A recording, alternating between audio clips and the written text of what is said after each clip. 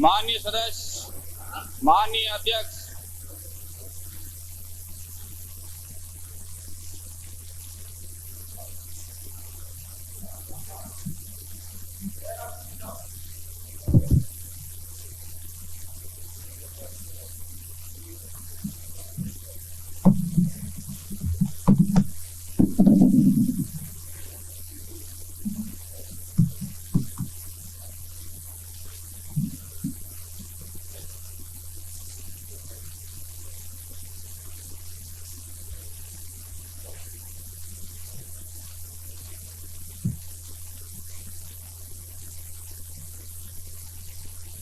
पूर्ण शांति दिख रही है,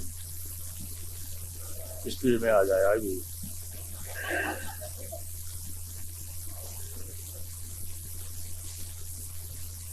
करना पड़ता है, लगता है नहीं डरते हैं, ये तो कभी मौका पड़ेगा जो बताएंगे।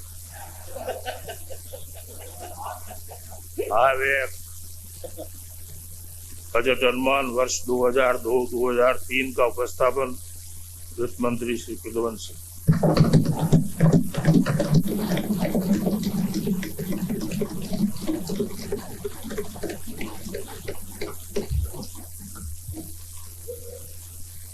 माननीय अध्यक्ष महोदय, मैं आपकी अनुमति से वर्ष 2001-2002 के संशोधित बजट अनुमान एवं वर्ष 2002-2003 के बजट अनुमान प्रस्तुत कर रहा हूं।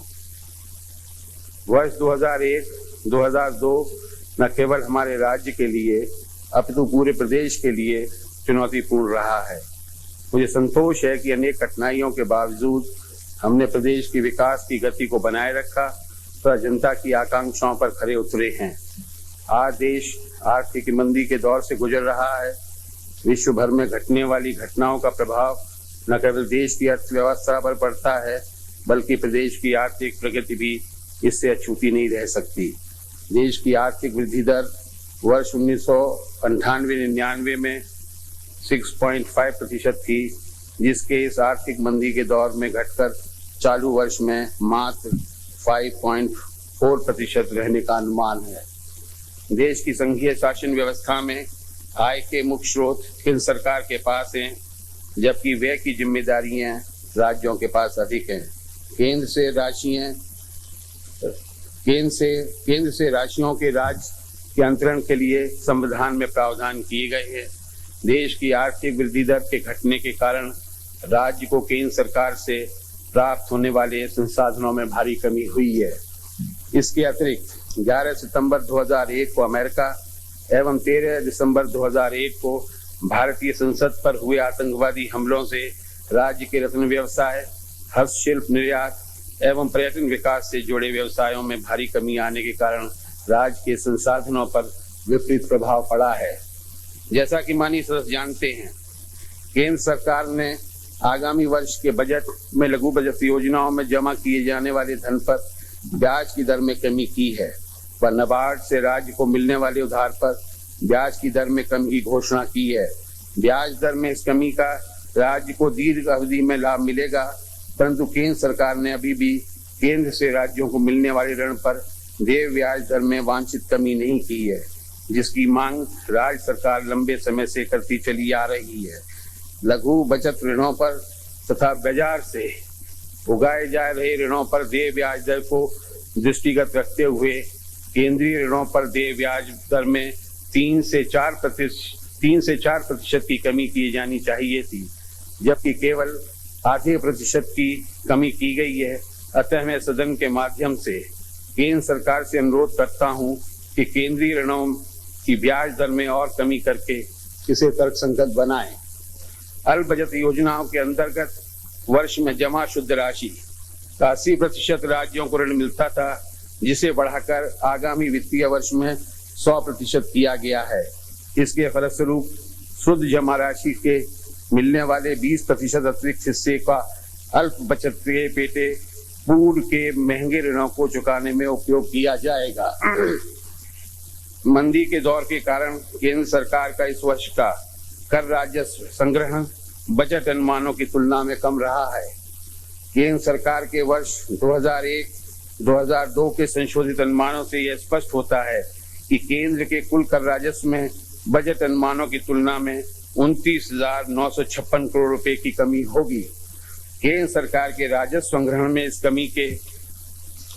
कमी के कारण राज्य को केंद्र से मिलने वाले करों के हिस्से में बजट अनुमानों की तुलना में चालू वर्ष में लगभग 500 करोड़ रुपए की कमी होगी।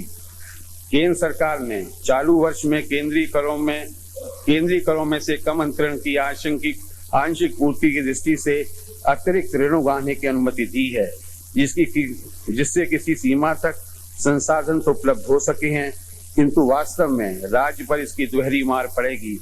एक ओर तो राज्य को मिलने वाले राजस्व में कमी आई है, दूसरी ओर राज्य पर मजबूरन ऋण भार और उस पर देय ब्याज का भार पड़ेगा।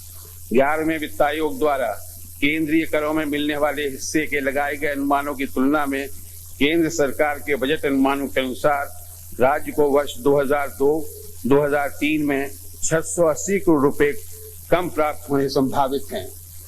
राज्य को इस वर्ष लगातार तीसरी बार अकाल की भयंकर मार का सामना करना पड़ा था।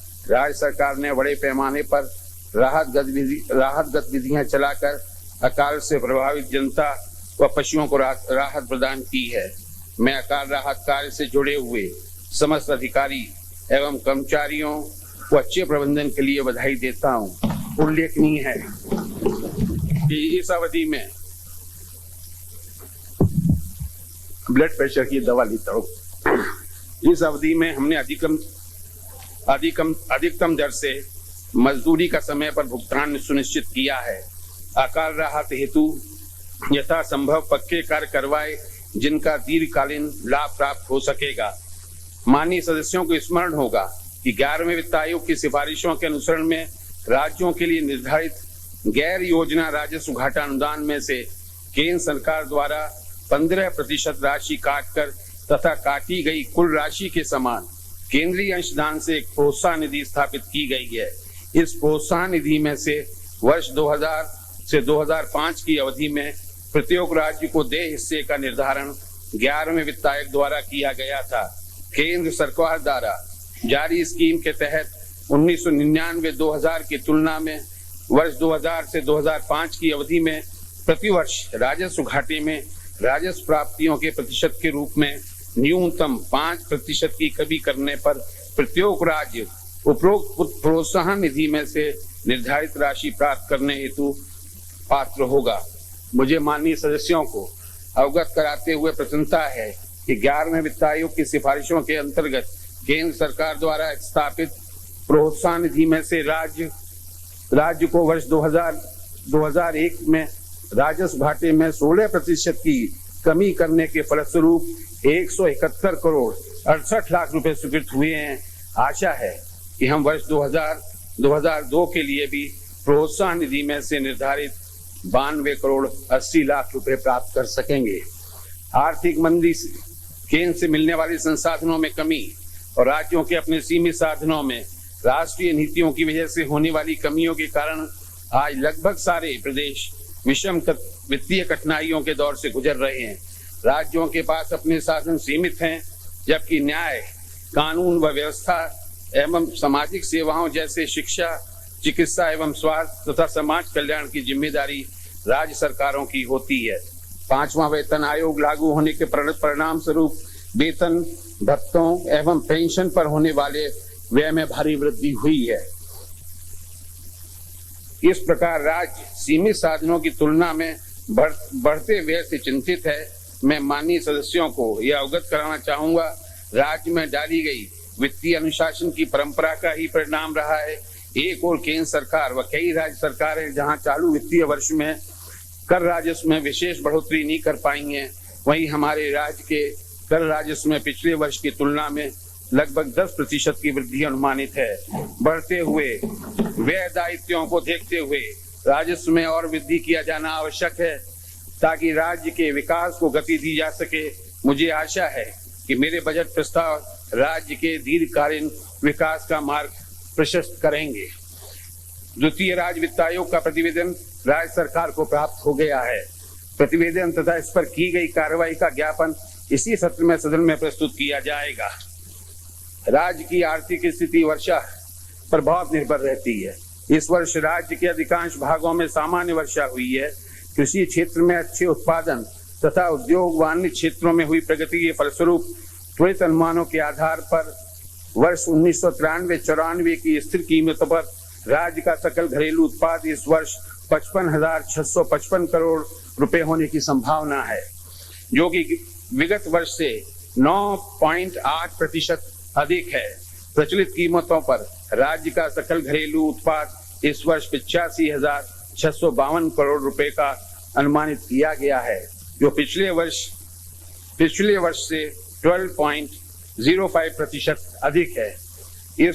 इस वर्ष प्रति व्यक्ति आय स्थिर कीमतों पर 8,559 रुपए रहने की संभावना है, जो गत वर्ष से शायद 7.9% अधिक है।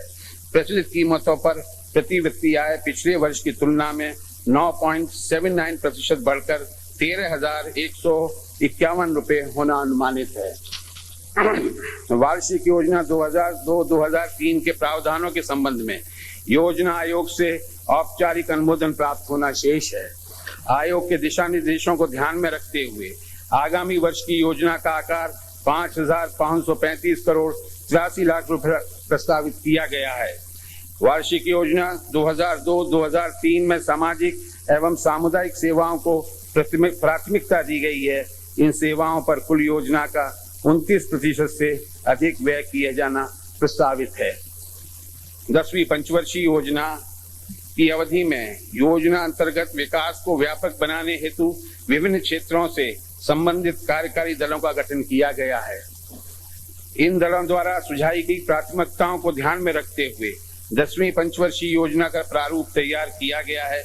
10वीं पंचवर्षीय योजना का आकार 31,831 करोड़ रुपए अनुमानित किया गया है। 10वीं पंचवर्षीय योजना में हमने ऊर्जा, सड़क, परिवहन एवं सिंचाई क्षेत्रों को समुचित महत्व दिया है। साथ ही सामाजिक एवं सामुदायिक सेवाओं को सुदृढ़ करने पर जोर दिया जाएगा। इन क्षेत्रों में कुल योजना का लगभग 77% व्यय किया जाना प्रस्तावित है। सूचना प्रौद्योगिकी के विस्तार के लिए योजना में 498 करोड़ 10 लाख रुपए ब्लॉक ग्रांट के रूप में उपलब्ध कराया जाना प्रस्तावित है। 10वीं पंचवर्षीय योजना के प्रस्तावित प्रारूप पर योजना आयोग से औपचारिक विचार विमर्श बाकी है। पिछले वर्ष के बजट भाषण में मैंने सड़कों के सुदृढ़ीकरण और उन्नयन हेतु 600 करोड़ रुपए की योजना प्रस्तावित की थी। इस योजना के अंतर्गत प्रथम चरण में लगभग 11,000 किलोमीटर सड़कों के नवीनीकरण का कार्य जून 2002 तक पूरा कर लिया जाएगा। शेष 13,000 किलोमीटर सड़कों के नवीनीकरण का कार्य भी आगामी वित्तीय वर्ष में पूर्ण किया जाना प्रस्तावित है। केंद्रीय सड़क निधि से प्राप्त होने वाली राशि में से राज्य उच्च मार्गों व मुख्य जिला सड़कों को चौड़ा करने तथा उनके नवीनीकरण का प्रभावी कार्यक्रम प्रारंभ किया गया है। इस योजना में 2,500 किलोमीटर लंबे 95 राजमार्ग व मुख्य जिला सड़कों का नवीनीकरण का कार्य हाथ में लिया जाएगा। इस कार्य पर 150 करोड़ रुपए का व्यय होना अनुमानित है। इस योजना में धार्मिक व पर्यटक स्थलों को जोड़ने वाली निम्न सड़कें शामिल हैं। धार्मिक स्थलों को जोड़ने वाली सड़कें सिकंदरा, उड़ाचंजी, नादोती, महावीर जी, जोधपुर, पोखरण, रामदेवरा, रीगस, खाटू श्याम जी, सोयला डिग्गी, जयपुर डिग्गी, राजा खेड़ा कैला देवी, बीकानेर, नापासर, लाडनू, अजमेर, पुष्कर, भीलवाड़ा, नाथद्वारा, कैलवाड़ा, चारभुजा। पर्यटन स्थलों को जोड़ने वाली महत्वपूर्ण सड़कें भरतपुर, बयाना, हिंडौन, गंगापुर, सवाई माधोपुर, टोंक, सवाई माधोपुर, जोधपुर, जैसलमेर, मंडावा, बिसाऊ, जयपुर, सामोद, शाहपुरा, अलवर, भरतपुर, अलवर, झालावाड़, झलरापाटन, सिरोही, स्वरूपगंज, डूंगरपुर, बांसवाड़ा। इसके अतिरिक्त रतनगढ़ से सरदार शहर, पल्लू, रावतसर एवं हनुमानगढ़ सड़क की पूरी लंबाई के नवीनीकरण का कार्य भी शामिल किया गया है। प्रधानमंत्री ग्राम सड़क योजना के अंतर्गत 1,000 से अधिक आबादी के गांवों को सभी मौसम में चलने वाली अच्छी गुणवत्ता की सड़कों से जोड़ना प्रस्तावित है। चालू वर्ष में 535 गांवों की सड़कों से जोड़ने हेतु 2,000 किलोमीटर से अधिक लंबाई की सड़कों का कार्य प्रगति पर है। मुझे सदन को सूचित करते हुए प्रसन्नता है कि प्रधानमंत्री ग्राम सड़क योजना के क्रियान्वयन में हमारा राज्य सबसे आगे है। शेष 1725 गांवों को आगामी वर्ष में सड़कों से जोड़ने हेतु लगभग 3000 किलोमीटर सड़कों का निर्माण किया जाएगा। राज्य में सड़क निर्माण के क्षेत्र में निजी निवेश को बढ़ावा देने के लिए बीओटी योजना के अंतर्गत सड़कों एवं पुलों का निर्माण कार्य कराया जा रहा है। इस हेतु निजी निवेश को और बढ़ावा देने के उद्देश्य से राज्य सड़क विकास 2002 अध्यादेश कुछ समय पूर्व ही जारी किया गया है। इसके लागू होने से उद्यमियों के समक्ष आने वाली समस्याओं का निराकरण हो सकेगा और बीओटी के तहत नई सड़कों का निर्माण को गति मिलेगी। राज्य की विद्युत आवश्यकताएं एवं उत्पादन के अंतर को बाहर से विद्युत क्रय कर पूरा किया जाता है। अथक प्रयासों से विद्युत उत्पादन में हुई भारी वृद्धि के परिणाम स्वरूप विद्युत की खरीद पर लगातार बढ़ते खर्च में ठहराव आया है। इस वर्ष विद्युत क्रय पर लगभग 2400 करोड़ रुपए व्यय होना संभावित है, जो गत वर्ष के बराबर है। आगामी वर्ष की राज्य योजना में ऊर्जा क्षेत्र हेतु 1414 करोड़ रुपए का प्रावधान किया गया है। उसकी विगत निम्नानुसार है। उत्पादन मद 240 करोड़ रुपए, प्रसारण मद 390 करोड़ रुपए, उप प्रसारण वितरण प्रणाली में सुधार तथा एलटी लेस योजनाओं हेतु 464 करोड़ रुपए, ग्रामीण विद्युतीकरण कार्यक्रम हेतु 120 करोड़ रुपए, ऊर्जा क्षेत्र में सुधारों हेतु राजकीय सहायता 200 करोड़ रुपए। इसके अतिरिक्त 15 करोड़ 17 लाख रुपए राजस्थान ऊर्जा विकास अभिकरण रेडा के माध्यम से गैर परंपरागत ऊर्जा स्रोतों नॉन कन्वेंशनल एनर्जी सोर्सेज का विकास करने के लिए प्रस्तावित है, जिससे 25 गांवों का विद्युतीकरण भी किया जाएगा। सूरतगढ़ तापीय विद्युत गृह के द्वितीय चरण के बकाया दायित्वों के लिए 31 करोड़ रुपए व 5वीं इकाई पर आगामी वर्ष में 50 करोड़ रुपए व्यय किए जाएंगे। इस इकाई से जून 2003 में विद्युत उत्पादन प्रारंभ होना संभावित है। रामगढ़ गैस तापीय विद्युत गृह की उत्पादन क्षमता वृद्धि के कार्य हेतु आगामी वर्ष 45 करोड़ रुपए का निवेश किया जाएगा। कोटा तापीय विद्युत गृह की छठी इकाई के लिए आगामी वर्ष में 114 करोड़ रुपए का निवेश किया जाएगा। वर्तमान सरकार अपने कार्यकाल में 1700 मेगावाट बिजली की अतिरिक्त उपलब्धता सुनिश्चित कर पाएगी, जो पूर्व के 50 वर्षों में स्थापित क्षमता के 50% से अधिक है। माननीय सदस्यों की जानकारी में है कि राज्य की भौगोलिक स्थिति के कारण विद्युत क्षितिज अपेक्षाकृत अधिक है। हमारा प्रयास इस क्षितिज में धीरे धीरे कमी लाना है, जिसके लिए प्रसारण तंत्र का सुदृढ़ीकरण अति आवश्यक है। इस क्रम में आगामी वर्ष 2145 किलोमीटर लंबी लाइनें डालना एवं विभिन्न क्षमताओं के 125 नए ग्रिड सब स्टेशन बनाया जाना प्रस्तावित है। वर्ष 2002-2003 के 3 में सिंचाई योजनाओं के लिए 357 करोड़ 6 लाख रुपए का प्रावधान प्रस्तावित है, जो चालू वर्ष के बजट अनुमानों से 85 करोड़ 79 लाख रुपए अधिक है। आगामी वर्ष में माही परियोजना पर 24 करोड़ रुपया, बीसलपुर परियोजना पर 20 करोड़ 90 लाख रुपए एवं सिद्धमुख रतनपुर वितरिका पर 8 करोड़ रुपए व्यय किए जाएंगे। गंगा नहर के आधुनिकीकरण की 445 करोड़ 79 लाख रुपए की लागत की योजना का कार्य प्रगति पर है। आगामी वर्ष इस योजना पर 50 करोड़ रुपए व्यय किया जाना प्रस्तावित है। सिद्धमुख नहर वृहद सिंचाई परियोजना का कार्य पूर्ण कर लिया गया है। इस परियोजना से आगामी वर्ष में लगभग 94,000 हेक्टेयर क्षेत्र में सिंचाई सुविधा उपलब्ध कराया जाना प्रस्तावित है। सरदार सरोवर बांध से राजस्थान को नर्मदा नहर परियोजना के अंतर्गत जल आवंटित किया गया है। इस जल से जालौर एवं बाड़मेर जिले में सिंचाई की सुविधा एवं 124 गांवों में पेयजल सुविधा उपलब्ध हो सकेगी।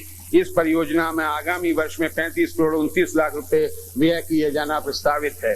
प्रदेश की सिंचाई परियोजनाओं से उपलब्ध जल के कुशलतम उपयोग हेतु विश्व बैंक की सहायता से एक परियोजना आगामी वर्ष में शुरू किया जाना प्रस्तावित है। इस परियोजना की अनुमानित लागत 734 करोड़ रुपए है, जिसमें 590 करोड़ रुपए विश्व बैंक द्वारा उपलब्ध कराए जाएंगे। योजना के प्रथम चरण में 6 लाख हेक्टेयर क्षेत्र में नहर प्रणालियों एवं बांधों को सुदृढ़ किया जाकर इनके संचालन एवं संधारण का कार्य जल उपभोक्ता संघों को सौंपा जाएगा। आगामी वर्ष इस योजना के लिए 100 करोड़ रुपए का प्रावधान प्रस्तावित है। आगामी वर्ष में लगभग 132 करोड़ रुपए की लागत की 3 मध्यम सिंचाई परियोजनाएं सूकली, बांडी सेंदड़ा एवं गढ़ड़ा, जो क्रमशः सिलोही, जालौर एवं बूंदी जिलों में प्रारंभ की जाएंगी। प्रत्येक परियोजनाओं के लिए आगामी वर्ष में 1 करोड़ रुपए का प्रावधान किया जाना प्रस्तावित है। विभिन्न 92 सिंचाई परियोजनाओं हेतु नाबार्ड द्वारा RIDF 7 के तहत 149 करोड़ 89 लाख रुपए का ऋण स्वीकृत किया गया है। इस परियोजना का निर्माण कार्य शीघ्र प्रारंभ किया जाएगा। इंदिरा गांधी नहर परियोजना पर आगामी वर्ष में 115 करोड़ रुपए व्यय किए जाएंगे। इससे 112 किलोमीटर लंबी पक्की नहरों का निर्माण संभव होगा, जिससे 25,000 हेक्टेयर अतिरिक्त क्षेत्र में सिंचाई संभव होगी। इंदिरा गांधी नहर परियोजना में सिंचित क्षेत्र विकास CAD हेतु आगामी वर्ष में 52 करोड़ रुपए व्यय किए जाना प्रस्तावित है। 27,000 हेक्टेयर अतिरिक्त क्षेत्र में पक्के खालों का निर्माण किया जाकर सिंचाई सुविधा का विस्तार किया जाएगा। चंबल परियोजना में सिंचित क्षेत्र विकास CAD हेतु आगामी वर्ष में 6 करोड़ रुपए व्यय किए जाने प्रस्तावित हैं, जिससे 2,500 हेक्टेयर अतिरिक्त क्षेत्र में भूमि विकास के कार्य कराए जाएंगे। सूचना प्रौद्योगिकी हेतु आगामी वर्ष हेतु 18 करोड़ 98 लाख रुपए का प्रावधान किया गया है, जो चालू वर्ष से 6 करोड़ 78 लाख रुपए अधिक है। झालावाड़ जिले में ग्रामीण क्षेत्र के ई-प्रशासन की एक पायलट योजना बनाई गई है। आगामी वर्ष में इस योजना को कुछ और जिलों में भी लागू किया जाना प्रस्तावित है। आगामी वर्ष में उद्योग क्षेत्र हेतु आयोजना मद में 53 करोड़ 44 लाख रुपए का प्रावधान किया गया है, जो गत वर्ष से 33% अधिक है। बढ़ती लागत एवं सस्ते आयात के फलस्वरूप स्वदेशी उद्योगों में रुग्णता बढ़ी है। राज्य के वित्तीय संस्थानों ने 1075 औद्योगिक इकाइयां अधिकृत एक्वायर कर रखी हैं। इनमें निवेशकों एवं वित्तीय संस्थानों तथा अन्य की भारी पूंजी अवरुद्ध है। इन रुग्ण इकाइयों को पुनर्जीवित करने हेतु बेचने में पुरानी बकाया राशियों के कारण काफी दिक्कतें आ रही थी। अतः ऐसी इकाइयों को बिक्री कर आस्थगन तथा मुक्ति का लाभ देने, स्वामित्व हस्तांतरण पर स्टाम्प ड्यूटी से मुक्ति देने आदि के निर्णय लिए गए हैं। ये रियायतें उत्पाद प्रोडक्ट मिक्स बदलने पर भी मिलती रहेंगी। ऐसी ही रियायतें रुग्ण घोषित इकाइयों को भी देने का निर्णय लिया गया है। रीको एवं राजस्थान वित्त निगम द्वारा अधिकृत उद्योगों को नए प्रबंधकों को बेचने पर बेचान से प्राप्त राशि का 70% रीको अथवा राजस्थान वित्त निगम द्वारा स्वयं के पास रखा जाएगा तथा शेष 30% राशि अन्य विभागों जैसे वाणिज्य कर विभाग, उद्योग विभाग एवं विद्युत कंपनियों की देनदारियों के विपरीत अनुपातिक रूप से बांट दी जाएंगी। इस प्रक्रिया से रुग्ण उद्योगों के नए क्रेताओं को खरीदी गई लगभग सभी प्रकार के दायित्वों से मुक्ति मिल सकेगी। मुझे आशा है कि इन निर्णयों से राज्य के वित्तीय संस्थानों द्वारा अधिकृत व रुग्ण इकाइयां पुनर्जीवित हो सकेंगी। भिवाड़ी औद्योगिक क्षेत्र में बढ़ती हुई जल प्रदूषण की समस्या के रोकथाम के लिए 3 करोड़ रुपए की लागत से संयुक्त जल परिशोधन संयंत्र स्थापित करने की योजना है। आगामी वर्ष इस योजना पर 1 करोड़ 50 लाख रुपए व्यय किए जाएंगे। इसके अतिरिक्त इस क्षेत्र में अन्य विकास कार्यों के लिए आगामी वर्ष 2 करोड़ 50 लाख रुपए का प्रावधान प्रस्तावित है। खादी ग्राम उद्योग के विकास के लिए सुझाव देने हेतु गठित समिति की सिफारिश लागू करने के लिए आगामी वर्ष 9 करोड़ 5 लाख रुपयों का व्यय किया जाना प्रस्तावित है। हस्तकला की वस्तुओं की सुलभ बिक्री हेतु आगामी वर्ष में राज्य के बड़े शहरों में ग्रामीण हाट बाजार स्थापित किए जाएंगे, जिसके लिए 3 करोड़ रुपए का प्रावधान प्रस्तावित है। राज्य में पत्थर उद्योग के विकास एवं अंतर्राष्ट्रीय बाजार में इसकी पहचान बनाने के उद्देश्य से 2001 में एक अंतर्राष्ट्रीय प्रदर्शनी का आयोजन किया गया था। इस प्रदर्शनी की सफलता को ध्यान में रखते हुए तथा राज्य के उद्यमियों की मांग पर आगामी वर्ष इंडिया स्टोन मार्ट 2003 प्रदर्शनी एवं कॉन्फ्रेंस का आयोजन किया गया है। इस हेतु आगामी वर्ष 50 लाख रुपए का प्रावधान प्रस्तावित है। राजस्थान खान व खनिज निगम RSML की गिनती राज्य के श्रेष्ठतम उपक्रमों में से है। रॉक फॉस्फेट का खनन व बिक्री इस उपक्रम की सबसे महत्वपूर्ण गतिविधि है। निगम ने पवन ऊर्जा के उत्पादन तथा जिप्सम, लाइमस्टोन, मार्बल आदि के खनन में भी महत्वपूर्ण उपलब्धियां अर्जित की हैं। चालू वर्ष में 260 करोड़ रुपए से अधिक का व्यापार होना संभावित है। इस वर्ष निगम को 18 करोड़ रुपए से अधिक शुद्ध लाभ होना अनुमानित है, जो गत वर्ष की तुलना में दुगने से भी अधिक है। आगामी वर्ष में बेनिफिशिएशन प्लांट की अतिरिक्त क्षमता स्थापित करने, पवन ऊर्जा की दूसरी इकाई व लिग्नाइट प्रोजेक्ट आदि पर इस उपक्रम द्वारा 78 करोड़ रुपए व्यय किए जाएंगे। आर्थिक मंदी के बावजूद राजस्थान वित्त निगम इस वर्ष ऋण स्वीकृतियां एवं वितरण के लक्ष्य प्राप्त करने की ओर अग्रसर है। निगम द्वारा अधिकृत 200 छोटी इकाइयां बेचने तथा आगामी वर्ष में 200 करोड़ रुपए का ऋण स्वीकृत करने व 150 करोड़ रुपए का ऋण वितरित किया जाना संभावित है। छोटे दुकानदारों एवं उद्यमियों को अपने धंधे के लिए ऋण प्राप्त करने में काफी कठिनाइयों का सामना करना पड़ता है। सहकारी बैंक के माध्यम से आसान ऋण की व्यवस्था की जाएगी, जिससे स्वरोजगार को बढ़ावा मिल सके। ऐसे व्यवसायियों को किसान क्रेडिट कार्ड की भांति सुगम क्रेडिट कार्ड सुविधा उपलब्ध कराई जाएगी, जिसके आधार पर न्यूनतम औपचारिकताओं के पश्चात आवश्यकता अनुसार 50,000 रुपए तक ऋण उठा सकेंगे। प्रारंभ में ये क्रेडिट कार्ड सहकारी बैंकों द्वारा प्रदान किए जाएंगे एवं आगे चलकर अन्य बैंकों से व्यवस्था कराई जाने के प्रयास किए जाएंगे। कृषि संबंधी विभिन्न गतिविधियों के लिए आगामी वर्ष में कुल 411 करोड़ 41 लाख रुपए का प्रावधान प्रस्तावित है। आगामी वर्ष में 2 से 4 लाख हेक्टेयर क्षेत्र में खरीफ और रबी की विभिन्न फसलों की बुवाई किए जाने का लक्ष्य रखा गया है। अन्य फसलों के अलावा 127 लाख टन खाद्यान्न तथा 40 लाख टन तिलहन का उत्पादन होने की आशा है। इस हेतु किसानों को आगामी वर्ष में लगभग 6 लाख क्विंटल प्रमाणित व उन्नत बीज उपलब्ध कराए जाएंगे। इसके अतिरिक्त आगामी वर्ष में 8 लाख टन रासायनिक खाद भी उपलब्ध कराई जाएगी। राज्य में भूमिगत जल की हो रही निरंतर कमी को ध्यान में रखते हुए इसके कुशलतम उपयोग हेतु फव्वारा सिंचाई, पाइपलाइन एवं बूंद बूंद सिंचाई कार्यक्रम लागू किए जा रहे हैं, जिससे कम पानी से अधिक क्षेत्र सिंचित हो सकें। आगामी वर्ष में पाइपलाइन बिछाने एवं डिग्गी निर्माण व फव्वारा संयंत्र आदि के लिए किसानों को 4 करोड़ 35 लाख रुपए का अनुदान दिया जाएगा। वर्ष 2002-2003 में क्षारीय भूमि सुधार, तिलहन उत्पादन व दलहन उत्पादन कार्यक्रमों के अंतर्गत कृषकों को 28,000 मैट्रिक टन जिप्सम उपलब्ध कराने का अनुदान दिया जाएगा। पशुपालन के लिए अगले वर्ष 116 करोड़ 23 लाख रुपए का प्रावधान प्रस्तावित है। वर्ष 2002-2003 में 200 नवीन पशु चिकित्सा उपकेंद्र खोले जाएंगे।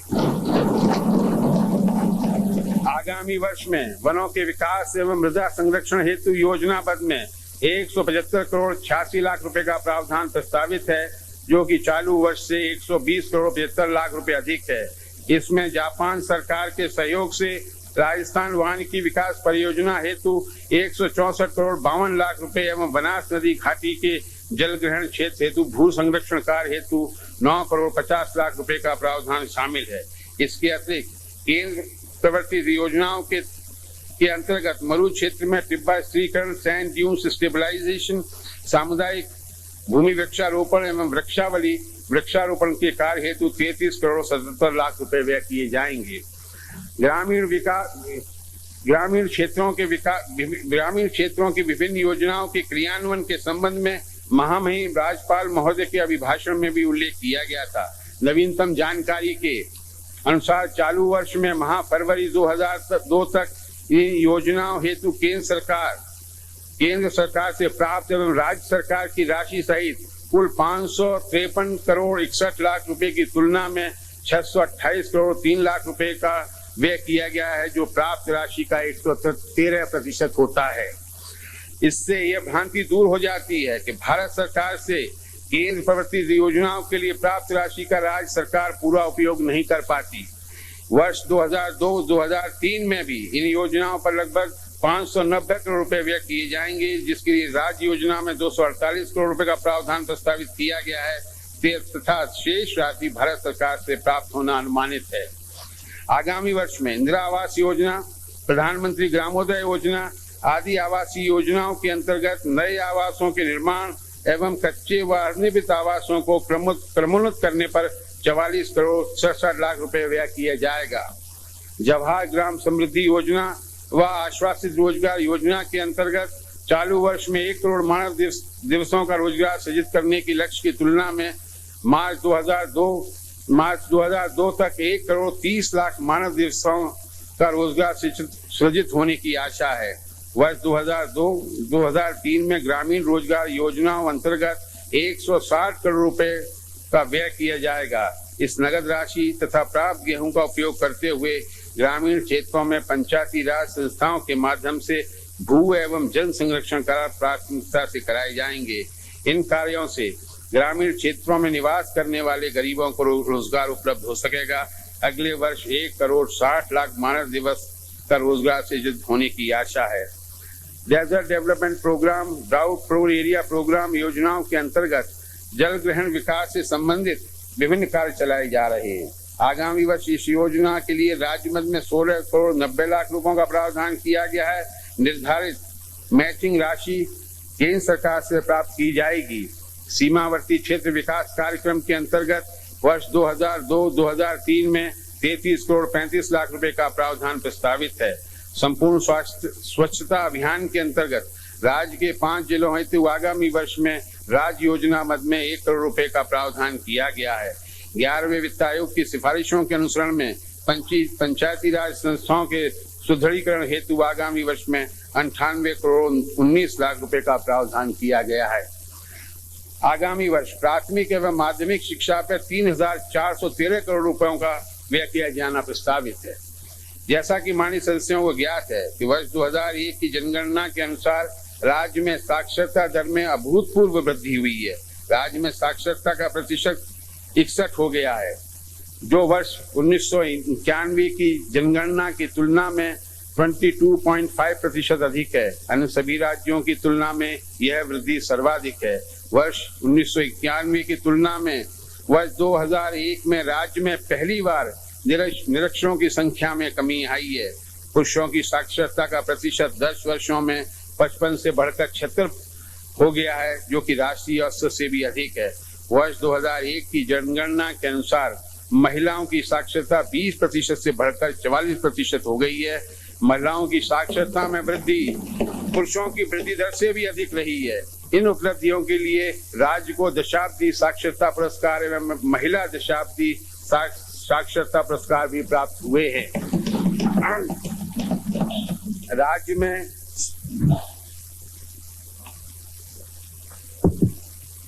राज्य में शिक्षा के त्वरित विस्तार की मंशा से हमने ग्राम पंचायत स्तर पर 3 वर्ष पूर्व राजीव गांधी स्वर्ण जयंती पाठशालाएं खोलने का निर्णय लिया था, जिसके अच्छे परिणाम रहे हैं।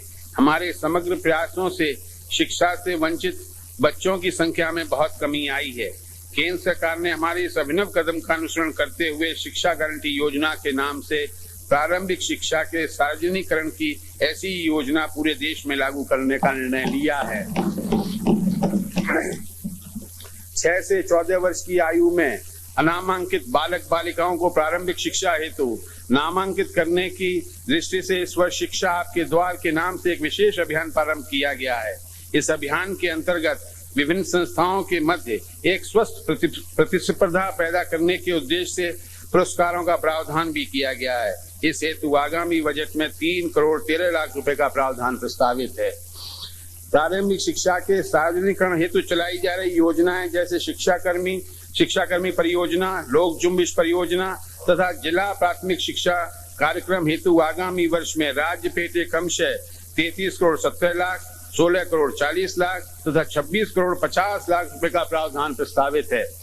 कक्षा 9 से 12 तक की राजकीय विद्यालयों में अध्ययनरत अनुसूचित जाति, जनजाति एवं अन्य आर्थिक दृष्टि से कमजोर वर्ग की बालिकाओं के लिए बुक बैंक की स्थापना की जाएगी। इस हेतु आगामी वर्ष में 41 लाख रुपए व्यय किए जाना प्रस्तावित है। आगामी वर्ष में 2 से उच्च प्राथमिक विद्यालयों को माध्यमिक विद्यालयों में व 2 से माध्यमिक विद्यालयों को उच्च माध्यमिक विद्यालयों में क्रम उत्पन्न करने का प्रस्ताव है। राजकीय विद्यालयों में बीएड करने वाले नेत्रहीन छात्रों को आगामी सत्र से समस्त राजकीय शुल्कों से छूट देने का निर्णय लिया गया है। उच्च शिक्षा पर आगामी वर्ष 255 करोड़ 65 लाख रुपए व्यय करने का प्रस्ताव है, जो इस वर्ष के बजट अनुमानों से 31 करोड़ 5 लाख रुपए अधिक है। बीकानेर में आगामी वर्ष एक नया विश्वविद्यालय स्थापित किया जाना प्रस्तावित है। आगामी वर्ष में तकनीकी शिक्षा पर 64 करोड़ 62 लाख रुपए का व्यय किया जाना प्रस्तावित है, जो चालू वर्ष से 11 करोड़ 2 लाख रुपए अधिक है। प्रत्येक पॉलिटेक्निक संस्थान में नवीनतम सॉफ्टवेयर उपलब्ध कराने, कंप्यूटरों को क्रमोन्नत करने तथा सूचना प्रौद्योगिकी संबंधी सेवाओं आदि के लिए आगामी वर्ष में 1 करोड़ 50 लाख रुपए किए जाना प्रस्तावित है। चूरू पॉलिटेक्निक भवन निर्माण उपकरण व अन्य सुविधाओं विकसित करने हेतु आगामी वर्ष में 2 करोड़ 15 लाख रुपए व्यय किए जाना प्रस्तावित है। राजकीय औद्योगिक प्रशिक्षण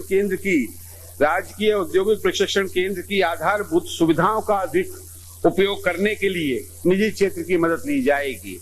चुने हुए केंद्रों पर सायंकालीन सत्र चलाने का निर्णय लिया गया है, जिसकी विस्तृत रूपरेखा तैयार की जाएगी। पर्यटन के क्षेत्र में राज्य का देश में प्रमुख एवं विशिष्ट स्थान है। पर्यटन से बड़ी संख्या में लोगों को रोजगार उपलब्ध होता है।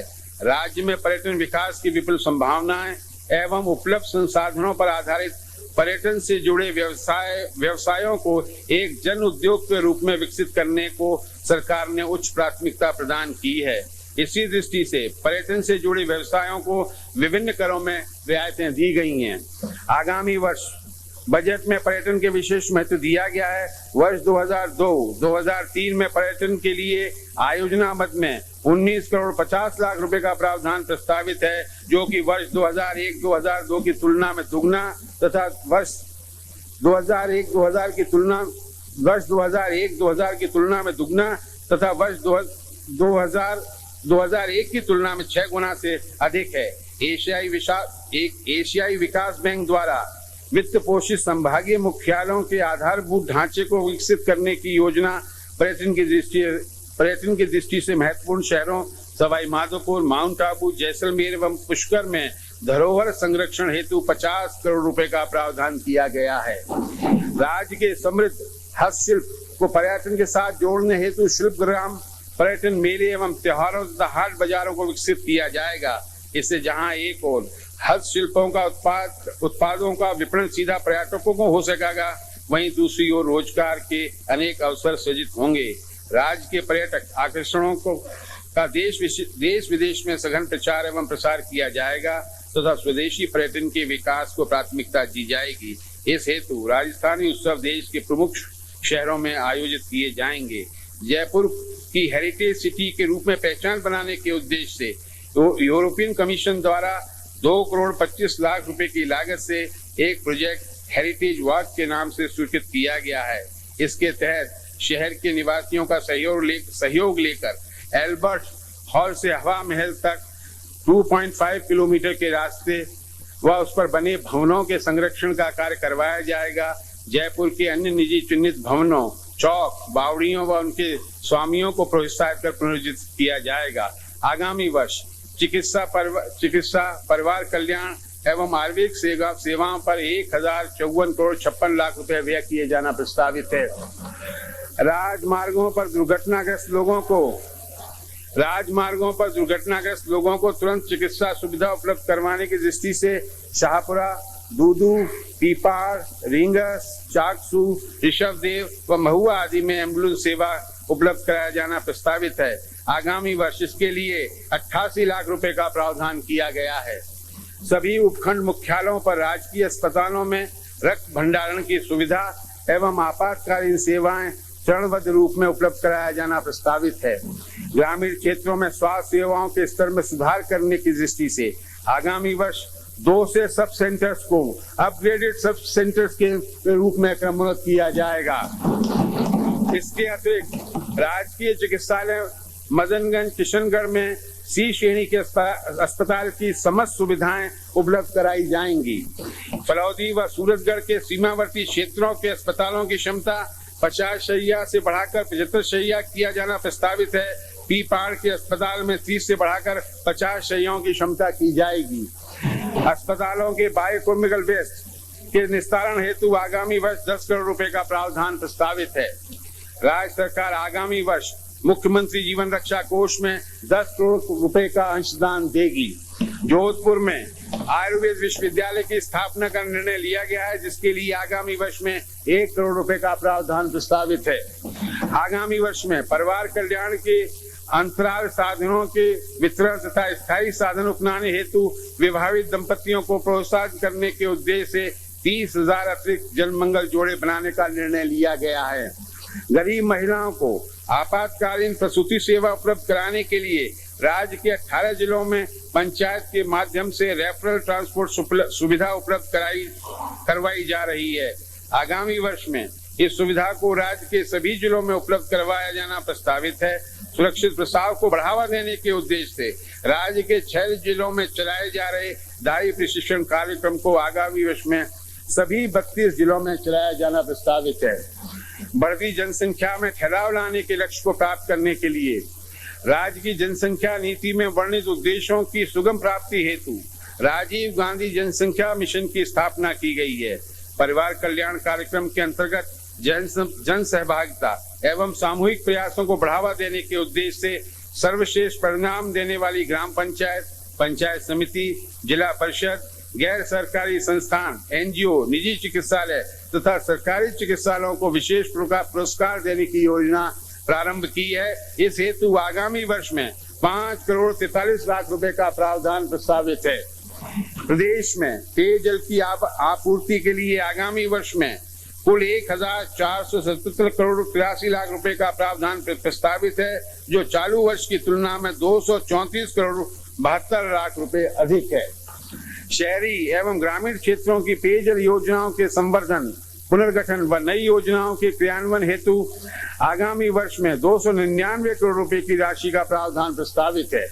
चालू वर्ष में हिंदुस्तान जिंक लिमिटेड के साथ मिलकर उदयपुर शहर में जल पूर्ति हेतु मानसी वागल परियोजना शुरू की गई है। आगामी वर्ष इस योजना पर 15 करोड़ रुपए का व्यय किया जाना प्रस्तावित है।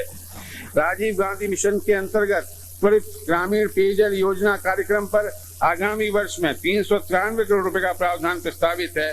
इनमें से 50 करोड़ रुपए चूरू बिसाऊ परियोजना पर, 70 करोड़ रुपए मरु क्षेत्र की ग्रामीण योजनाओं पर तथा 273 करोड़ रुपए सामान्य ग्रामीण क्षेत्र की योजनाओं पर व्यय किए जाना प्रस्तावित है। एशियाई विकास बैंक के सहयोग से राज्य के संभागीय मुख्यालयों के आधारभूत ढांचे को विकसित करने की 1,529 करोड़ रुपए की लागत की परियोजना लागू की जा रही है।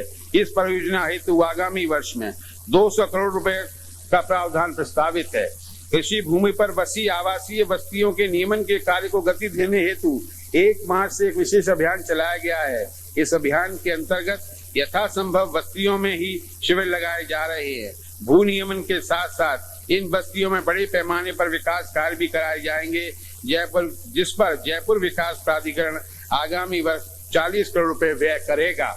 नगरीय क्षेत्र की आवश्यक सेवाओं के रखरखाव में धन की कमी से उनके क्रियान्वयन में आ रही कठिनाइयों को दूर करने की दृष्टि से नगरीय स्थानीय निकायों को कृषि भूमि के नियमन से प्राप्त राशि 5% राशि अर्बन रिन्यूअल फंड में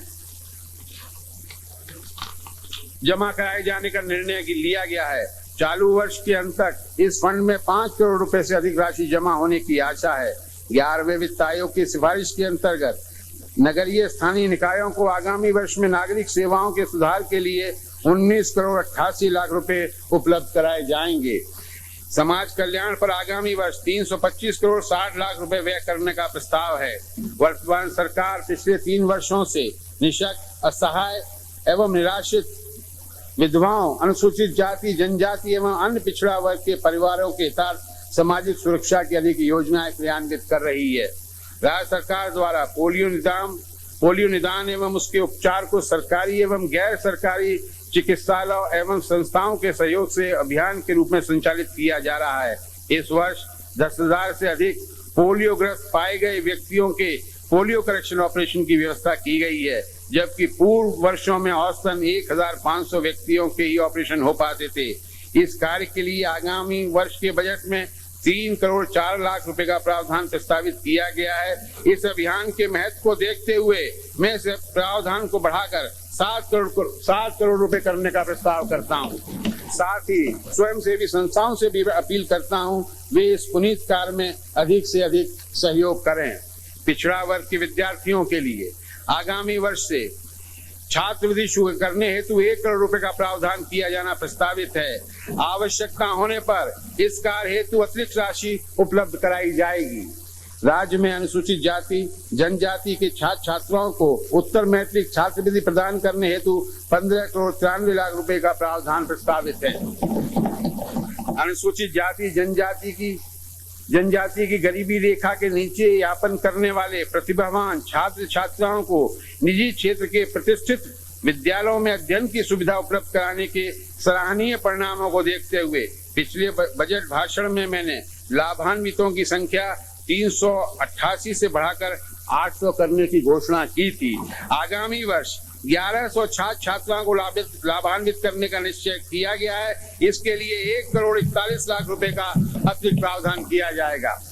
अनुसूचित जाति के छात्र छात्राओं हेतु जर्मन सरकार के सहयोग से आवासीय विद्यालयों के भवनों का निर्माण कराया जा रहा है। इस हेतु आगामी वर्ष 13 करोड़ 50 लाख रुपए का प्रावधान प्रस्तावित है। सामाजिक सुरक्षा की विभिन्न योजनाओं के भावी क्रियान्वयन के उद्देश्य से राजीव गांधी सामाजिक सुरक्षा मिशन का गठन किया गया है। इस मिशन के निर्णयों की तुरंत पालना हेतु 80 लाख रुपए का प्रावधान किया गया है। प्रशासन शहरों के संघ एवं प्रशासन गांवों के संघ अभियान के दौरान 1 लाख से अधिक वृद्ध निराश्रित एवं निःशक्त व्यक्ति पेंशन स्वीकृत करने के योग्य पाए गए हैं। इनमें से 80,000 से अधिक पात्र व्यक्तियों को पेंशन भुगतान आदेश जारी कर दिए गए हैं तथा शेष मामलों में आदेश जारी किए जा रहे हैं। राज्य में चल रहे विभिन्न महिला एवं बाल विकास कार्यक्रमों पर आगामी वर्ष 2 से 40 करोड़ 58 लाख रुपए व्यय किए जाने का प्रस्ताव है। समेकित बाल विकास योजना के अंतर्गत 35,103 आंगनबाड़ी केंद्रों का संचालन किया जा रहा है। आगामी वर्ष समेकित बाल विकास योजना हेतु 124 करोड़ 17 लाख रुपए का प्रावधान प्रस्तावित किया गया है। राज्य में संचालित 257 बाल विकास परियोजनाओं के माध्यम से पूरक पोषाहार कार्यक्रम के अंतर्गत 28 लाख से अधिक बच्चों तथा 7 लाख से अधिक गर्भवती एवं धात्री माताओं तथा किशोर बालिकाओं को लाभान्वित करने की योजना है। आगामी वित्तीय वर्ष में इस हेतु 54 करोड़ 13 लाख रुपए का प्रावधान प्रस्तावित है। 3 वर्ष तक की आयु के बच्चों को पोषाहार उपलब्ध कराने के लिए आगामी वर्ष में प्रधानमंत्री ग्रामोदय योजना के अंतर्गत मिलने वाली धनराशि में से 59 करोड़ 42 लाख रुपए और व्यय किए जाएंगे। आंगनबाड़ी केंद्र के भवन निर्माण केंद्र सरकार के सहयोग से कराया जाता है। आगामी वर्ष इन भवनों के निर्माण हेतु 2 करोड़ 13 लाख रुपए का राज्य इसका प्रावधान प्रस्तावित है। सामूहिक विवाह के आयोजन पर देय अनुदान राशि अब तक 6,000 से अधिक वैवाहिक जोड़ों को लाभान्वित किया जा चुका है। इस कार्य के सामाजिक महत्व को ध्यान में रखते हुए आगामी वर्ष 1 करोड़ रुपए का प्रावधान करने की घोषणा करता हूं। जनजाति आगामी वर्ष 33 जनजाति बस्तियों का विद्युतीकरण किया जाएगा, जिस पर लगभग 80 लाख रुपए व्यय होंगे। इसके अतिरिक्त दूर दराज की बस्तियां, ऐसे आश्रम छात्रावासों जिनका विद्युतीकरण अपेक्षाकृत अधिक खर्चीला है, को सौर ऊर्जा से विद्युतीकृत किया जाएगा। इस कार्य के लिए 15 लाख रुपए का प्रावधान किया गया है। जनजाति कृषकों के लिए सिंचाई सुविधा के विस्तार हेतु 3 करोड़ 30 लाख रुपए की लागत से 33 सैनिकटों व 1 करोड़ 56 लाख रुपए की लागत से 9 जलोत्थान सिंचाई योजना का निर्माण किया जाना प्रस्तावित है। इसके अतिरिक्त 1 करोड़ 12 लाख रुपए की लागत से 1,870 कुओं को गहरा करवाने तथा 2 करोड़ रुपए की लागत से 10 जल ग्रहण योजनाओं का निर्माण किया जाना प्रस्तावित है। जनजाति के युवक युवतियों को स्वयं का व्यवसाय स्थापित करने के लिए 6 करोड़ 50 लाख रुपए का अनुदान दिया जाना प्रस्तावित है। जनजाति परिवारों को सहकारिता से जोड़ने के लिए सहकारी समितियों के सदस्य बनाने हेतु लगभग 1 करोड़ रुपए का अनुदान उपलब्ध कराया जाना प्रस्तावित है। अल्पसंख्यक वर्गों के हितों की रक्षा एवं कल्याण हेतु राजस्थान अल्पसंख्यक आयोग को वैधानिक दर्जा प्रदान किया गया है।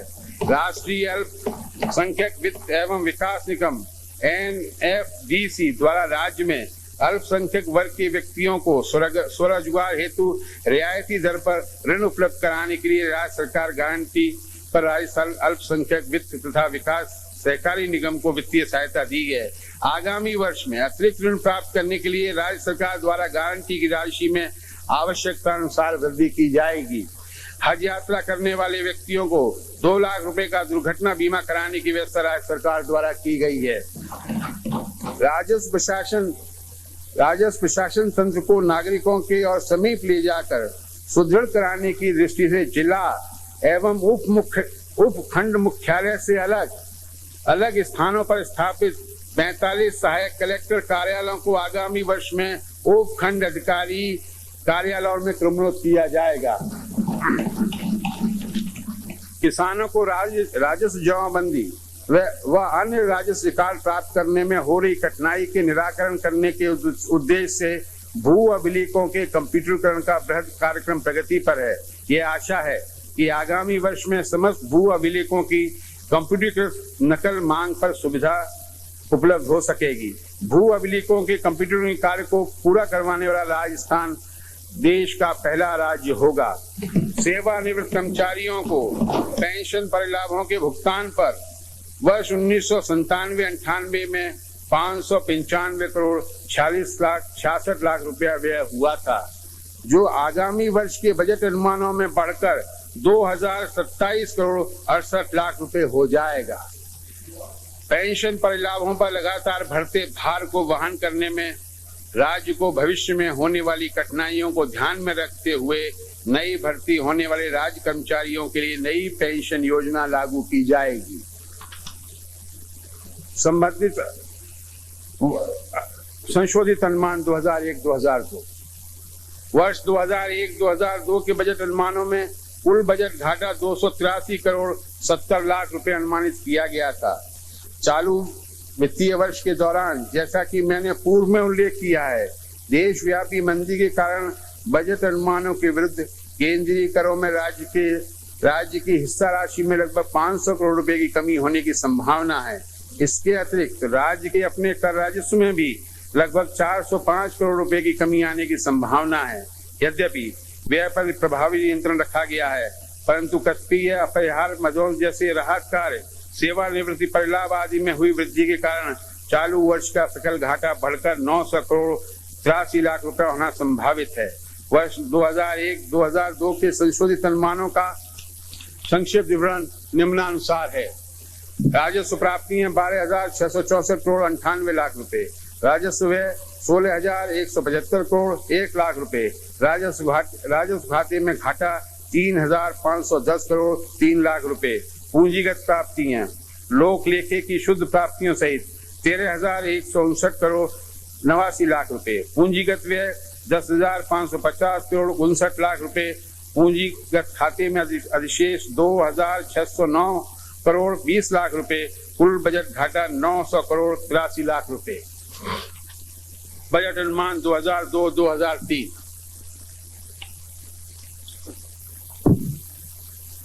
वर्ष 2002-2003 के बजट अनुमानों का संक्षिप्त विवरण निम्नानुसार है।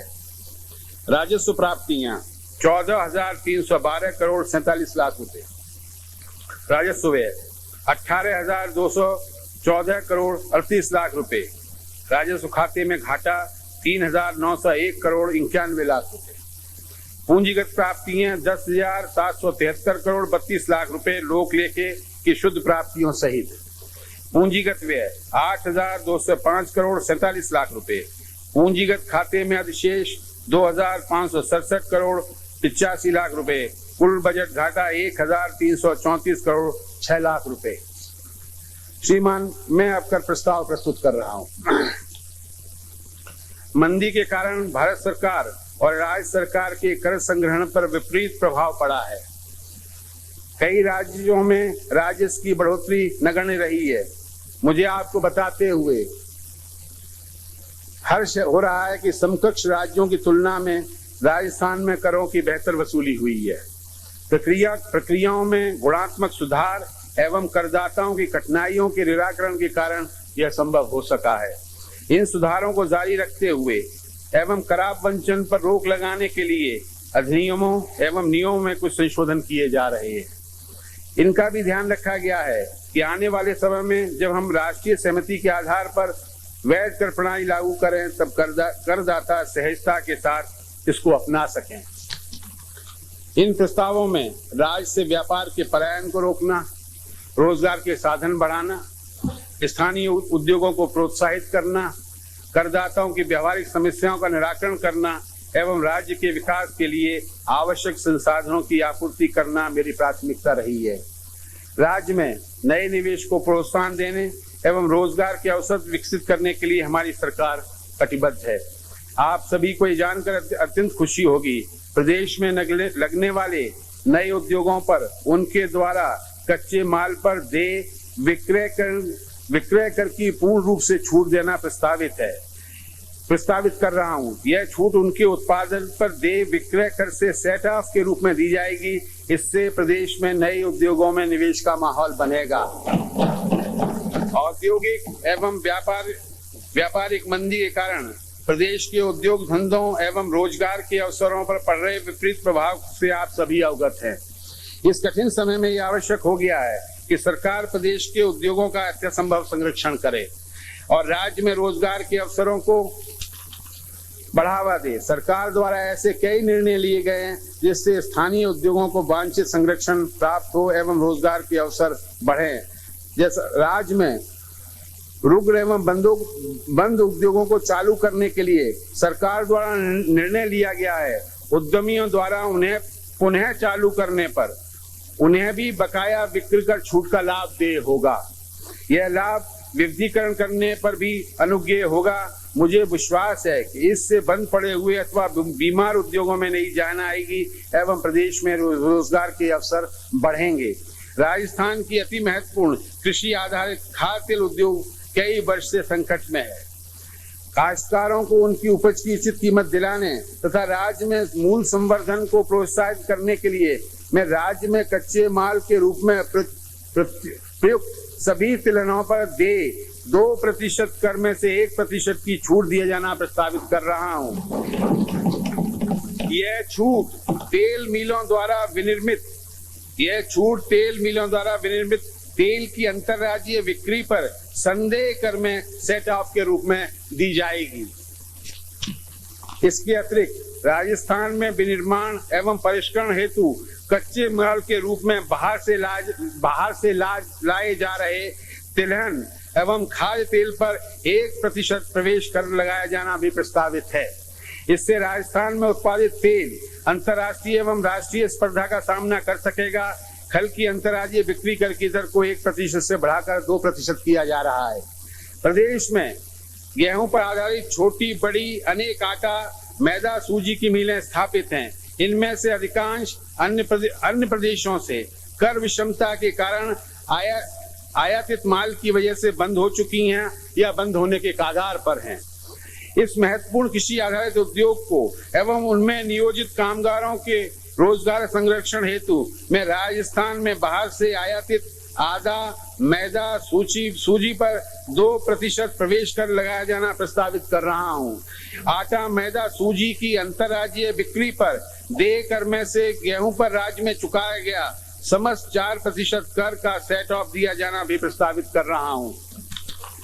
कपास उत्पादन में राजस्थान का महत्वपूर्ण स्थान है। कुछ वर्षों से आर्थिक मंदी के कारण प्रदेश की कटाई मिलें, जिनमें सहकारिता क्षेत्र की मिलें भी शामिल हैं, रुग्णप्राय हो गई हैं। इन्हें पुनर्जीवित करने एवं राजस्थान के किसानों को उनकी कपास का वाजिब कीमत दिलाने के लिए मैं इन इकाइयों द्वारा राज्य में कपास के क्रय पर प्रदत्त विक्रय कर की 50% की छूट सूद पर देय कर में से सेट ऑफ के रूप में दिया जाना प्रस्तावित करता हूं। डीएमटी एमईजी सिंथेटिक धागा कच्चा माल है। राज्य में इस व्यापार को प्रोत्साहन देने के लिए डीएमटी एवं एमईजी पर विक्रय कर की दर 2% से बढ़ाकर 0.75% किया जाना प्रस्तावित है। मुझे उम्मीद है कि कर के घटाने से राज्य में व्यापार बढ़ाने से राजस्व में वृद्धि होगी। प्रदेश में सिलेंडर बनाने की करीबन 10 इकाई हैं, जिनमें से अधिकांश इकाइयां बंद हो गई हैं। इन इकाइयों के संरक्षण प्रदान करने हेतु सिलेंडर पर बिक्री कर की दर 12 से घटाकर 4% किया जाना प्रस्तावित है। इसी प्रकार प्रदेश में उद्योग एवं व्यापार को बढ़ावा देने हेतु रेफ्रिजरेंट्स, कूलिंग गैस एवं दूर संचार हेतु माइक्रोवेव टावर पर कर की दर 12% से घटाकर 4% किया जाना प्रस्तावित है। आगरा से फाउंड्री उद्योग, राजस्थान में स्थानांतरित हो रहा है। ऐसी इकाइयों को बढ़ावा देने के लिए एवं उन्हें प्रतिस्पर्धा में रखने के लिए उनके ढलाई उत्पाद पर केंद्रीय बिक्री कर की दर को 4% से घटाकर 2% किया जाना प्रस्तावित है। राजस्थान में करीब 200 करोड़ रुपए मूल्य के हस्त निर्मित गलीचे निर्यात होते हैं। इन निर्माण में हजारों की संख्या में कुशल कारीगरों को रोजगार मिलता है। प्रदेश से गलीचा निर्यात को प्रोत्साहन देने हेतु निर्यातकों द्वारा कुशल कारीगरों से तैयार गलीचा क्रय करने पर देय क्रय कर को समाप्त किया जा रहा है। राजस्थान में स्थित गौशालाओं में गोबर गौमूत्र एवं इनसे बने उत्पाद और औषधियों को बिक्री कर से मुक्त किया जाना प्रस्तावित करता हूँ।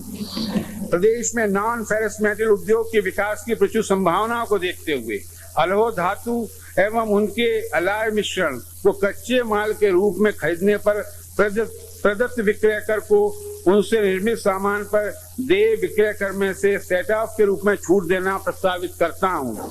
इससे प्रदेश में तांबा, पीतल आदि पर आधारित छोटी छोटी इकाइयां लगने की संभावना बढ़ेगी। राज्य में स्थापित लीफ स्प्रिंग पत्ता कमाने की अधिकांश इकाइयां बंद पड़ी हैं। इन्हें पुनर्जीवित करने हेतु राज्य परिवहन निगम व रेलवे को बिक्री किए जाने पर कर की दर 8% की बजाय 8% किया जाना प्रस्तावित करता हूँ। बहुत सारी औद्योगिक इकाइयों द्वारा बिजली उत्पादन में प्रयुक्त डीजल को राज्य के बाहर से मंगाने की वजह से राजस्व की हानि हो रही है। राज्य सरकार इस पर कच्चे माल के रूप में कर की वसूली करेगी। ब्लेंडेड चाय को विनिर्माण मानते हुए दोहरा कर लग रहा है। इस विसंगति को समाप्त करने के लिए चाय की ब्लेंडिंग को विनिर्माण नहीं माना जाएगा। चाय पर अब एक बार ही कर लगेगा, वह इसकी दर यथावत रहेगी। प्रवेश कर राज्य की आय का महत्वपूर्ण जरिया बन गया है। वर्तमान में 10% तक प्रवेश कर लगाया जा सकता है। विधेयक में मैंने इसकी सीमा को बढ़ाकर 20% तक किया जाना प्रस्तावित किया है, ताकि आवश्यकता अनुसार हम प्रवेश कर लागू कर सकें। कई राज्य इस कर साधन का प्रयोग अपने राज्य में स्थित उद्योगों के संरक्षण के लिए कर रहे हैं। राज्य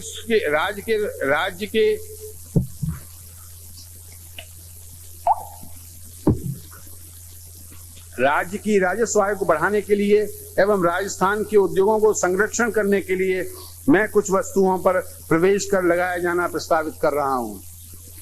air conditioners, photocopier, computer, hydraulic excavators, mobile crane, hydraulic dumpers, dye एवं डाई स्टफ, विटामिन, सीमेंट एवं ग्वार अन्य राज्यों से केंद्रीय बिक्री कर देकर राजस्थान में लाई जा रही है, जिससे स्थानीय व्यापार तथा राजस्व पर विपरीत प्रभाव पड़ रहा है।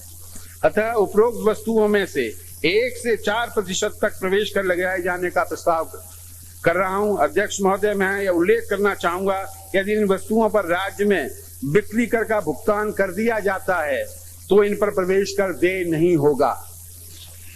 पेट्रोल, हाई स्पीड डीजल, मिट्टी के तेल व अन्य पेट्रोलियम उत्पाद पर 1%, फर्नेस ऑयल पर 2%, लाइट डीजल ऑयल पर 4% प्रवेश कर लगाया जाना प्रस्तावित है।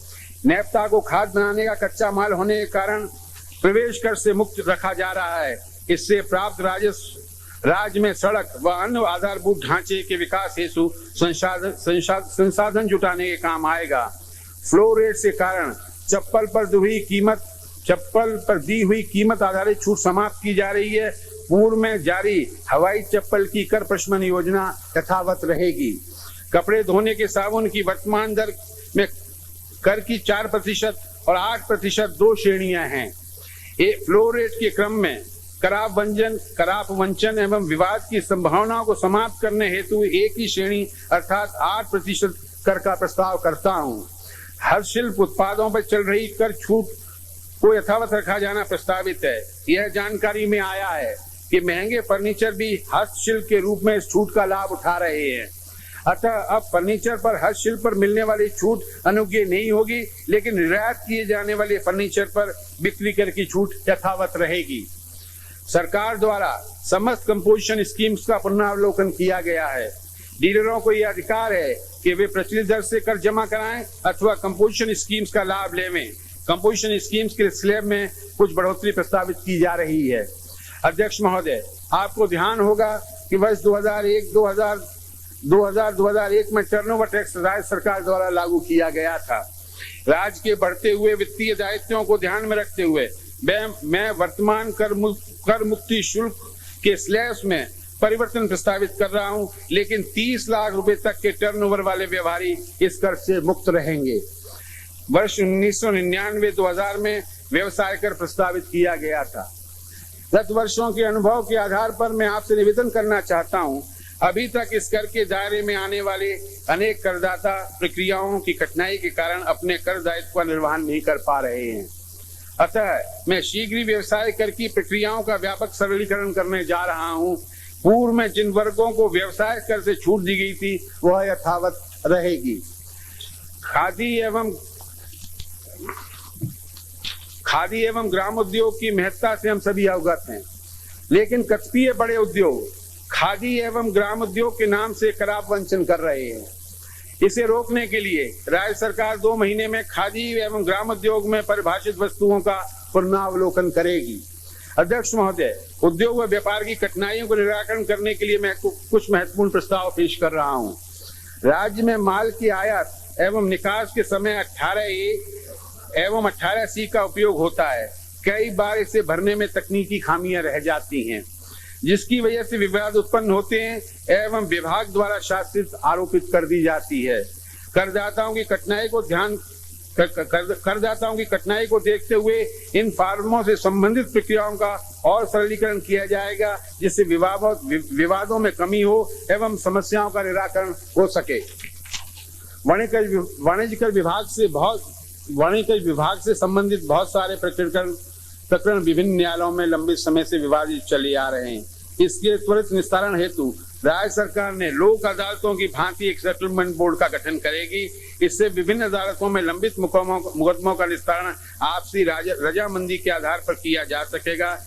इस सेटलमेंट बोर्ड का गठन एवं संबंधित नियमों का निर्धारण 3 माह के समय में कर दिया जाएगा। राज्य को देय विभिन्न कर, फीस आदि मांगों में विलंबन से भुगतान किए जाने पर ब्याज देय हो जाता है। वर्तमान में लागू ब्याज की दरें अधिक महसूस की जा रही हैं। अतः कतिपय करों से संबंधित ब्याज की दरों को तर्कसंगत एवं सामान्यकृत किया जाएगा। राज्य सरकार को देय ब्याज की दर को 18% एवं राज्य सरकार द्वारा देय ब्याज की दर को 8% 1/4/2002 से किया जाना प्रस्तावित है। वर्तमान में एक ही बैंक में कर जमा कराने की सुविधा उपलब्ध है। उद्योग एवं व्यापार की मांग को देखते हुए सरकार ने कुछ अन्य बैंकों में भी कर जमा कराने की सुविधा देने का निर्णय लिया है। ऐसे बैंक भारतीय रिजर्व बैंक के अनुमति प्राप्त कर राशि जमा कर सकेंगे। राजस्थान में काफी मात्रा में माल राज्य से बाहर से आता है। ऐसा अनुमान है कि इसमें से काफी माल कर न चुकाने की नीयत से कतिपय ट्रांसपोर्ट कंपनियों की मिलीभगत से राज्य में लाया जाता है। कराप वंचन को रोकने के लिए मालवाहक वाहनों को अब चिन्हित चेक पोस्टों से गुजरते वक्त अपने साथ लाए एवं बाहर ले जा रहे माल का विवरण देना पड़ेगा। इसके लिए कानून में आवश्यक संशोधन प्रस्तावित किया जा रहा है। इस व्यवस्था से ईमानदार करदाता को राहत मिलेगी और कराप वंचन रुकेगा। राज्य में लॉटरी का चलन 1998 में पूर्ण बंद कर दिया गया था। बंद करने के पीछे कारण थे कि एक अंक की लॉटरी का जनता में दुष्प्रभाव पड़ रहा था।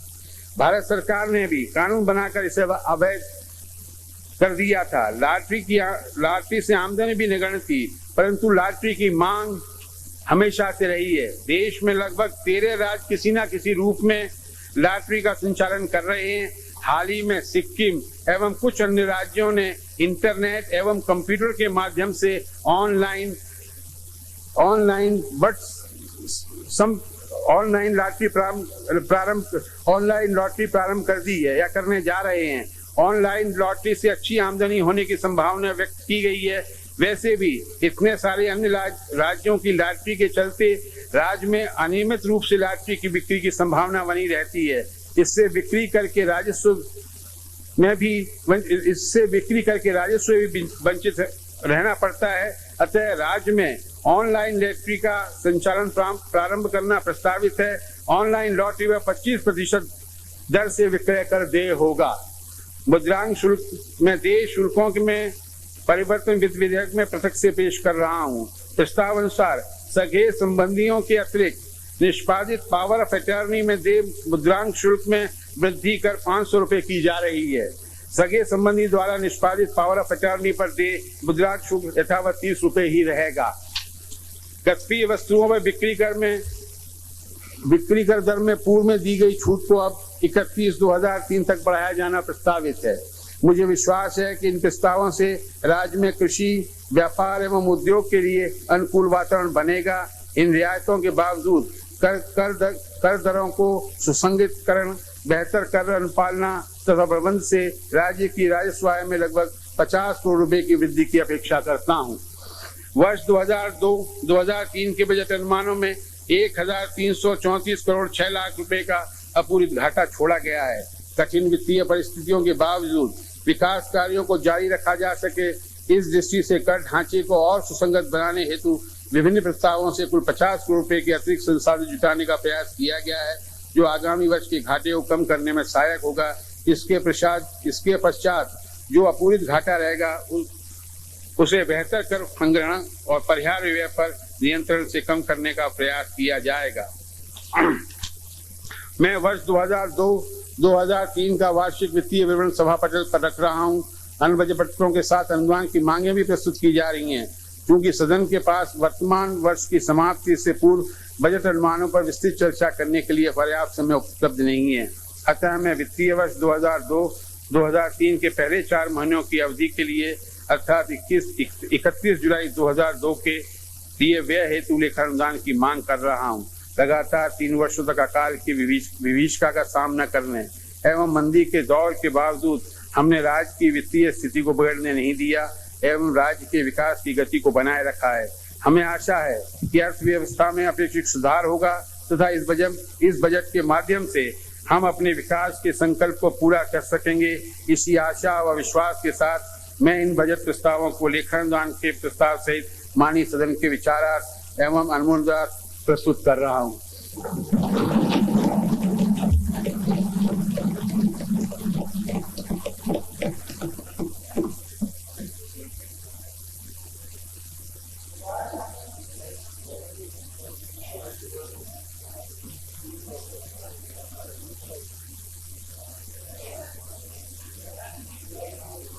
मैं राजस्थान राज्य के बजट अनुमान वर्ष 2002-2003 का उपस्थापन करता हूँ। अध्यक्ष महोदय, मैं वर्ष 2002-2003 के लिए लेखानुदान वन और अकाउंट संबंधी विवरण प्रस्तुत करता हूँ। विधायी कार्य वित्त विधेयक। अध्यक्ष महोदय, मैं राजस्थान वित्त विधेयक 2002 को पुनः स्थापित करने की आज्ञा के लिए प्रस्ताव करता हूँ।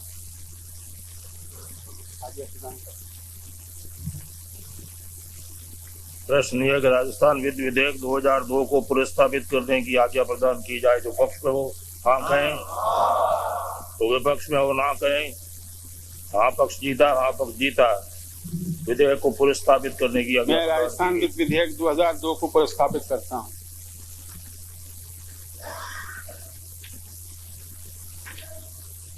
अध्यक्ष महोदय, मैं प्रस्ताव करता हूं कि राज्यपाल महोदय को 31 मार्च 2003 को समाप्त होने वाले वर्ष के लिए लेखानुदान 2002-2003 के विवरण की मांग संख्या 1 से 50 के सम्मुख अंकित लेखानुदान की राशियों से अनाधिक जिसका योग 74,32,64,48,48,000 मात्र है, वे के लिए प्रदत्त की जाए।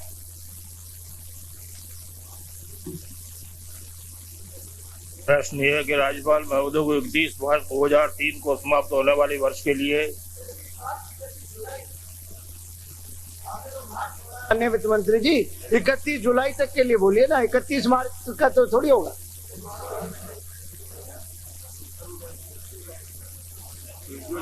मार्च 2003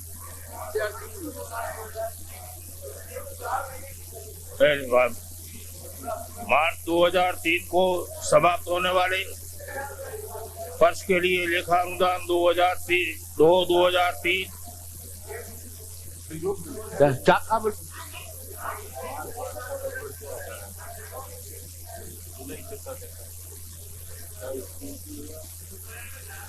लेखा अनुदान 2002-2003 के विवरण में मांग संख्या 1 से 50 के सम्मुख अंकित लेखा अनुदान की राशियों में अनधिक जिनका योग रुपए 74 अरब 32 करोड़ 64 लाख 48 हजार मात्र है, वह के लिए प्रदान किए जाए। जो पक्ष में वो हाँ कहें, तो विपक्ष में वो ना कहें। हाँ पक्ष जीता, हाँ पक्ष जीता। प्रस्ताव स्वीकार किया गया। विधायी कार्य विनियोग विधेयक। मैं राजस्थान विनियोग लेखानुदान संख्या 2 विधेयक 2002 को प्रस्थापित करने की आज्ञा का प्रस्ताव करता हूं। प्रश्न यह है कि राजस्थान विनियोग लेखानुदान संख्या 2 विधेयक 2002 को प्रस्तावित करने की आज्ञा प्रदान की जाए। जो पक्ष में वो हाँ कहें, तो विपक्ष में वो ना कहें। हाँ पक्ष जीता, हाँ पक्ष जीता। आज्ञा प्रदान की गई। मैं राजस्थान विनियोग लेखानुदान संख्या 2 विधेयक 2002 को पुनर्स्थापित करता हूं। अध्यक्ष महोदय, मैं प्रस्ताव करता हूं कि राजस्थान विनियोग लेखानुदान संख्या 2 विधेयक 2002 को विचारार्थ लिया जाए। प्रश्न यह है कि राजस्थान विनियोग लेखानुदान संख्या 2 विधेयक 2002 को विचारार्थ लिया जाए। जो पक्ष में वो हाँ कहें, विपक्ष में वो ना कहें। हाँ पक्ष जीता, हाँ पक्ष जीता। विधेयक विचारार्थ लिया गया। माननीय अध्यक्ष महोदय, मैं प्रस्ताव करता हूं कि राजस्थान विनियोग लेखानुदान संख्या 2 विधेयक 2002 को पारित किया जाए। प्रश्न है कि राजस्थान विनियोग लेखा अनुदान संख्या 2 विधेयक 2002 को पारित किया जाए। जो पक्ष में वो हाँ कहे, तो विपक्ष में वो ना कहे। हाँ पक्ष जीता, हाँ पक्ष जीता। राजस्थान विनियोग लेखा अनुदान संख्या 2 विधेयक 2002 पारित किया गया।